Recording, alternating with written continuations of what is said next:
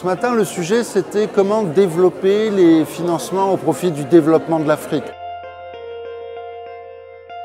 Le regard des investisseurs sur l'Afrique est en train de changer assez radicalement. Alors, il ne faudrait pas passer d'un extrême à l'autre. Mais ceci dit, c'est un continent qui était perçu comme un continent pauvre, avec des pandémies, du risque.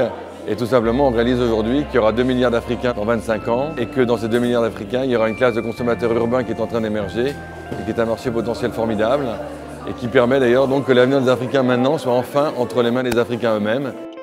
Je pense que les investisseurs ont une responsabilité sociale importante, d'abord dans le choix des projets qu'ils financent, mais également dans la manière dont les capitaux sont consommés. Puis il y a une responsabilité de statut. L'investisseur doit veiller à ce que son argent ne participe pas au financement du terrorisme, du blanchiment, etc.